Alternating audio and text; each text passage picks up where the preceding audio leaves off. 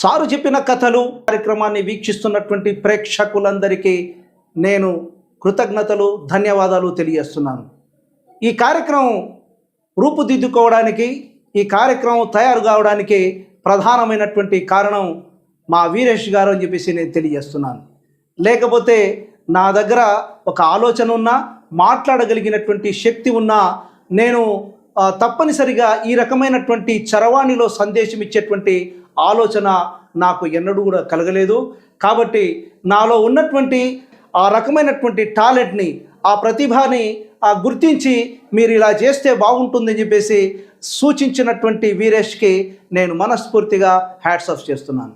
అదే సందర్భంగా నేను ఇలా తయారు కావడానికి, ఇలా మాట్లాడడానికి, అనర్గళంగా చెప్పడానికి, విషయాన్ని పరిశీలించడానికి, పరిశోధించడానికి, లేదా అద్భుతంగా ప్రజల మధ్యలో ఒక విషయాన్ని తీసుకొని పోవడానికి మూల కారకులు, నాకు జన్మనిచ్చినటువంటిది మా తల్లిదండ్రులైతే విజ్ఞానాన్ని, ఆలోచనని బోధించినది నా గురువు ఆయన డాక్టర్ వి బ్రహ్మారెడ్డి గారు. వారికి నేను మనస వాచ కర్మణ మనస్ఫూర్తిగా ధన్యవాదాలు తెలియజేస్తున్నాను. వారికి నేను ఎప్పుడు కూడా నేను రుణపడి ఉంటాను. నేను సేవా కార్యక్రమాల్లో ప్రతి అడుగు వారి యొక్క సలహా మేరకు, వారి ఆలోచన మేరకు ఉన్నది అని చెప్పేసి చెప్పడానికి నేను ఎంతో గర్వపడుతున్నాను. అందుకనే సారు చెప్పిన కథలు అనే కార్యక్రమానికి మూల కారకులైనటువంటి వీరికి మరోసారి నేను కృతజ్ఞతలు తెలియజేస్తూ మీ ముందుకు ఒక అద్భుతమైనటువంటి సన్నివేశంతో ఈరోజు మీ ముందుకు వస్తున్నాను. ఓసారి ఓ గ్రామస్తులు ఓ శిల్పి దగ్గరికి 6 అడుగుల పెద్ద బండరాయిని తీసుకొని వచ్చారు. తీసుకొని వచ్చి ఆ శిల్పితో ఇలా అంటున్నారు, ఓ శిల్పి, నీవు ఈ 2 బండరాలను అద్భుతమైనటువంటి విగ్రహాలుగా మార్చు. ఈ విగ్రహాల్ని తీసుకుని పోయి మా గ్రామంలోని దేవాలయాల్లో వీటిని ప్రతిష్ట చేస్తాం. తద్వారా ఈ విగ్రహాలు పూజలు అందుకుంటాయి, మా గ్రామానికి ఎంతో మంచి పేరు వస్తుందని చెప్పేసి ఆ శిల్పికి ఈ 6 అడుగుల బండరాళ్లను అప్పజెప్పడం జరిగింది. ఇక శిల్పి ఆ 6 అడుగుల బండరాళ్లను చెక్కడం స్టార్ట్ చేశాడు. స్టార్ట్ చేస్తే ఒక బండరాయిని పని మొదలు పెట్టగానే ఉలితో చెక్కుతున్నాడు. ముక్కు చెక్కుదామని చెప్పేసి ప్రయత్నం చేస్తే ఆ బండ చీలిపోతూ ఉంది. మరి తలను తయారు చేద్దామని చెప్పేసి అంటే ఆ విగ్రహం అది సహకరించడం లేదు. అది ఎక్కడికొక్కడో చీలిపోయి ముక్కలుగా మారుతూ ఉంది. అతను చాలాసేపు శ్రమపడ్డాడు, విగ్రహాన్ని మారుద్దామని చెప్పేసి. ఆ విగ్రహం అది మారేటువంటి అవకాశం లేకపోవడంతో ఆ బండరాయిని పక్కకి తోసేశాడు. ఇంకో రాయిని తీసుకున్నాడు. ఆ రాయిని అద్భుతంగా చెక్కడం స్టార్ట్ చేశాడు.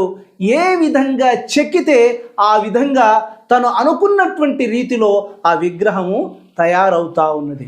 ఇతను బాగా కష్టపడ్డాడు. 3 రోజులు 4 రోజులైంది.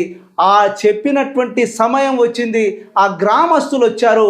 వచ్చిన తర్వాత ఈ శిల్పి ఆ గ్రామస్తులతో ఇలా అంటున్నాడు, ఓ గ్రామస్తులారా, మీరు నాకు 2 బండరాళ్ళని 6 అడుగుల సైజు బండరాళ్ళను మీరు నాకు అందించారు. ఒక విగ్రహము అది సహకరించలేదు. ఒక విగ్రహము నేను ఎటు కొడితే అది ఇంకో రకంగా అది పగిలిపోయి ఉన్నది. దాన్ని ఏమీ మార్చలేము. ఇంకొక రాయిని మాత్రం నేను విగ్రహంగా మలచగలిగాను. ఈ రాయిని మీరు దేవాలయంలో ప్రతిష్ఠించండి. ఇది అద్భుతంగా పూజ అందుకోవడానికి అర్హత కలిగినటువంటి రాయి ఇది. ఈ రాయి మాత్రం, ఇంకొక రాయి మాత్రం ఇది మీకు ఏ విధంగా ఉపయోగపడే పరిస్థితి లేదు. 6 అడుగులు ఉన్నది కాబట్టి ఎక్కడైనా బాత్రూంలలో కానీ, మెట్ల మీద కానీ, మీరు ఎక్కడైనా మరుగుదొడ్ల మీద కానీ పైకప్పు వేసుకోవడానికి ఇది పనికొస్తుంది అన్నాడు. దీన్ని బట్టి మనకేమర్థమవుతుందంటే, చాలా సందర్భాలలో విద్యార్థులు సారు తిట్టినాడనో, సారు కోప్పడ్డాడనో, సారు మందలించినాడనో, సారు చెప్పినటువంటి మాటల్ని వారు ఏమాత్రం ఆలోచన చేయకుండా వ్యతిరేకమైనటువంటి పనులు చేయడానికి పూనుకుంటూ ఉంటారో అట్లా పూనుకోవడం వలన మన జీవితం కూడా పనికిరాని బండరాయి మాదిరిగా తయారయ్యేటువంటి అవకాశం ఉంది. అట్లా కాకుండా మనం చెప్పినటువంటి విషయాల్ని అన్వయించుకొని అర్థం చేసుకొని మందలించినా కూడా మన కోసమే అని చెప్పేసి భావిస్తే భవిష్యత్తులో మనం కూడా ఆ రాయి ఏ విధంగా కీర్తింపబడ్డదో, ఏ విధంగా అద్భుతమైన విగ్రహంగా మారిందో మన జీవితం కూడా గొప్ప జీవితంగా మారేటువంటి అవకాశం ఉంది అనేటువంటిదే మేము చెప్పేటువంటి ఈరోజు అద్భుతమైనటువంటి సందేశం. అందుకనే ఈ టీచర్ లైక్ ఏ ల్యాడర్ అంటారు.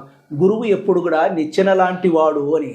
ఎప్పుడైనా సరే నిచ్చెన మనం నిచ్చెన మీద కాళ్ళు పెట్టుకుంటూ పైకి వెళ్ళిపోతాం, మిద్దె మీదకి ఎక్కుతాం. కానీ నిచ్చెన ఏనాడు కూడా ఇంతమంది మీరు నా భుజాల మీద కాళ్ళు పెట్టి పైకి ఎక్కినారు, నన్ను కూడా ఒకసారి పైకి తీసుకొని పోండి అని ఏ నిచ్చెన కూడా చెప్పే పరిస్థితి లేదు. నిచ్చెన అంటే తన భుజం మీద కాళ్ళు పెట్టుకొని పైకి ఎక్కినంత కాలం అది ఆనందపడుతూ ఉంటుంది. అదేవిధంగా మనం కూడా ఆ రకమైనటువంటి స్ఫూర్తితో విజయాన్ని సాధించాలనేటువంటిదే మా ఆకాంక్ష. Thank you very much.